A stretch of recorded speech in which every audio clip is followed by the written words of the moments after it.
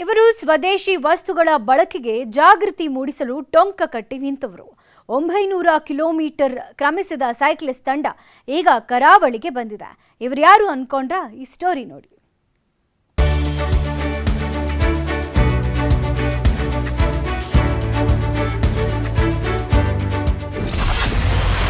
ಸ್ವದೇಶಿ ವಸ್ತುಗಳ ಬಳಕೆಗಾಗಿ ವಿನೂತನ ಜಾಗೃತಿ. ಕಾರವಾರಕ್ಕೆ ಆಗಮಿಸಿದ ಜಾಗೃತಿಯ ಸೈಕ್ಲಿಸ್ಟ್ ತಂಡ ಕೇಂದ್ರ ಸರ್ಕಾರದ ಆತ್ಮನಿರ್ಭರ ಹಾಗೂ ಮೇಕ್ ಇನ್ ಇಂಡಿಯಾದಂತಹ ಯೋಜನೆಗಳನ್ನು ರೂಪಿಸಿ ಸ್ವಾವಲಂಬಿಯಾಗ್ತಾ ಇದೆ. ಹಾಗೆ ಭಾರತೀಯರು ಸ್ವದೇಶಿ ಉತ್ಪನ್ನಗಳ ಬಳಕೆಗೆ ತಮ್ಮನ್ನು ತಾವು ಬದಲಿಸಿಕೊಳ್ಳಬೇಕಿದೆ.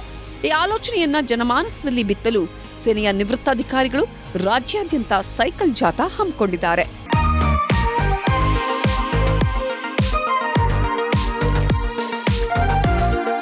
ಪರಿಪೂರ್ಣ ಸನಾತನ ಚಾರಿಟೇಬಲ್ ಟ್ರಸ್ಟ್ ವತಿಯಿಂದ ಬೆಂಗಳೂರಿನಿಂದ ಹೊರಟಿದ್ದ ಸೈಕ್ಲಿಸ್ಟ್ ತಂಡ ಉತ್ತರ ಕನ್ನಡ ಜಿಲ್ಲೆಗೆ ಆಗಮಿಸಿದೆ.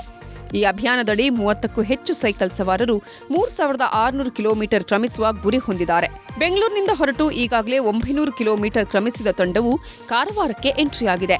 ಇಲ್ಲಿನ ಚಾಪೆಲಿ ಯುದ್ಧ ನೌಕೆ ಹಾಗೂ ಟಪ್ಲೋವ್ ಯುದ್ಧ ವಿಮಾನ ವೀಕ್ಷಿಸಿ ಖುಷಿ ವ್ಯಕ್ತಪಡಿಸಿದ್ದಾರೆ.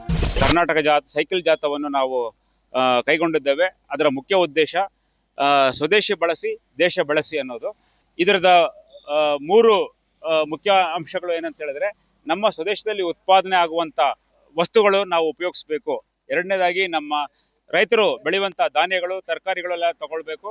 ಮೂರನೇದು ನಮ್ಮ ಮಕ್ಕಳಿಗೆ ನಮ್ಮ ಭಾರತೀಯ ಸಂಸ್ಕೃತಿ ಕಲಿಸ್ಕೊಡ್ಬೇಕು ಅಂತ ಹೇಳಿ 2500 ಕಿಲೋಮೀಟರ್ ಯಾತ್ರೆ ಬಾಕಿ ಇದೆ. ರಾಜ್ಯದ ಎಲ್ಲಾ ನಗರಗಳಿಗೆ ಭೇಟಿ ನೀಡಲಿದ್ದೇವೆ ಅಂತ ಸೈಕ್ಲಿಸ್ಟ್ ತಂಡದ ಸದಸ್ಯರು ತಿಳಿಸಿದ್ದಾರೆ. ಜೊತೆಗೆ ದೇಶದ ಜನರು ಸ್ವದೇಶಿ ಉತ್ಪನ್ನಗಳನ್ನು ಖರೀದಿಸಬೇಕು, ನಮ್ಮ ರೈತರು ಬೆಳೆದ ಧಾನ್ಯ ಹಾಗೂ ತರಕಾರಿಗಳನ್ನೇ ಬಳಸಬೇಕು ಅಂತ ಹೇಳಿದ್ದಾರೆ. ಉತ್ತರ ಕರ್ನಾಟಕ ಅಲ್ಲಿಂದ ಶುರು ಮಾಡಿ ಕೋಲಾರ ಹೋಗಿ ಹುಬ್ಬಳ್ಳಿ, ಧಾರವಾಡ, ಬಿಜಾಪುರ, ಬೀದರ್, ರಾಯಚೂರು, ಗುಲ್ಬರ್ಗ ಎಲ್ಲ ನೋಡಿ ಮತ್ತೆ ಬೆಂಗಳೂರಿಗೆ ಬರ್ತೀವಿ. ಹಾಗೆ 3600 ಕಿಲೋಮೀಟರು ಟ್ರಾವೆಲ್ ಮಾಡುವ ಸಂಕಲ್ಪ ತಗೊಂಡಿದ್ದೇವೆ. ಒಟ್ಟಾರೆ ಸ್ವದೇಶಿ ವಸ್ತು ಬಳಕೆಗೆ ಕೈಗೊಂಡ ಸೈಕಲ್ ಜಾಥಾ ಮಾದರಿಯಾಗಬೇಕಿದೆ. ದರ್ಶನ್ ನಾಯ್ಕ್, ನ್ಯೂಸ್ 18 ಕಾರವಾರ.